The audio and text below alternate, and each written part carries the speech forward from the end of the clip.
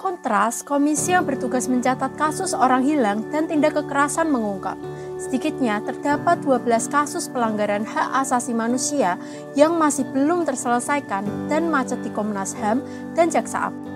Halo Sosius, aku Ardila. Di video kali ini kita akan membahas aksi demonstrasi yang kegiatannya telah dilaksanakan setiap hari Kamis terhitung dari tahun 2007 hingga 2024 bernama Aksi Kamisan, mulai dari sejarah, tujuan, dan keefektifan gerakan ini. Aksi Kamisan merupakan gerakan yang dimulai oleh keluarga korban dan asosiasi. Mereka bersatu untuk mencari kebenaran terkait pelanggaran hak asasi manusia yang terjadi di Indonesia, seperti tragedi 1965, Semanggi 1 dan 2, Trisakti, tragedi 13-15 Mei 1998, kasus Talang Sari, kasus Tanjung Priok, dan pembunuhan aktivis Munir. Mereka melakukan aksi demonstrasi dengan cara simbolik. Mereka berdiam diri selama 30 menit di depan Istana Negara, sebagian menutup matanya, sebagian membawa payung berwarna hitam. Lalu, beberapa orang yang berada di baris terdepan membawa papan bertuliskan ringkasan kasus pelanggaran hak asasi manusia yang terjadi di masa lalu. Aksi ini pertama kali muncul pada tanggal 18 Januari 2007 sebagai bentuk protes terkait macetnya penyelesaian kasus pelanggaran hak asasi manusia serta penghormatan terhadap para korban dari kasus ini.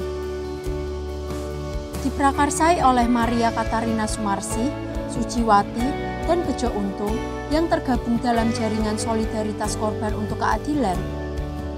Awalnya, aksi Kamisan hanya diperuntukkan bagi kasus-kasus pelanggaran HAM di masa lalu, terutama di era Orde Baru. Namun, seiring berjalannya waktu, korban pelanggaran HAM lain di era saat ini banyak yang tergabung dalam aksi ini, seperti konflik penggusuran lahan dan tindakan kekerasan aparat terhadap warga sipil. Hingga saat ini, aksi Kamisan masih berjalan dan tercatat hingga 18 Januari 2024 sudah 802 aksi dilakukan selama 17 tahun aksi Kamisan ini diperingati. Pada dasarnya, tujuan aksi ini sangat sederhana, menuntut keadilan kepada negara sebagai bentuk pertanggungjawaban atas pelanggaran hak asasi manusia yang terjadi, baik di masa lalu maupun di masa kini. Aksi ini belum memberikan hasil yang memuaskan dalam proses percepatan penyelesaian kasus secara hukum.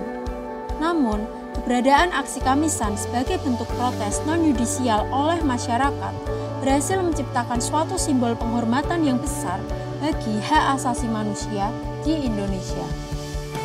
Hal ini menjadi suatu fenomena yang penting mengingat isu hak asasi manusia di Indonesia belum menjadi suatu kebutuhan primer yang kepentingannya dirasakan oleh seluruh publik.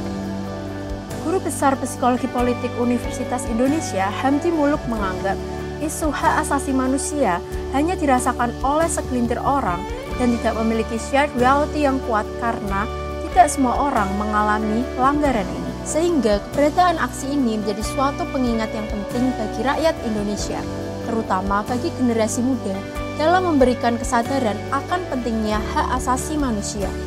Nah, itu tadi pembahasan kita mengenai aksi Kamisan mulai dari sejarah, tujuan, dan keefektifan gerakan ini. Gimana nih pendapat Sosius? Tulis di komentar ya, dan jangan lupa like, subscribe Sosiologi Perspektif agar Sosius tidak ketinggalan materi menarik lainnya. See you!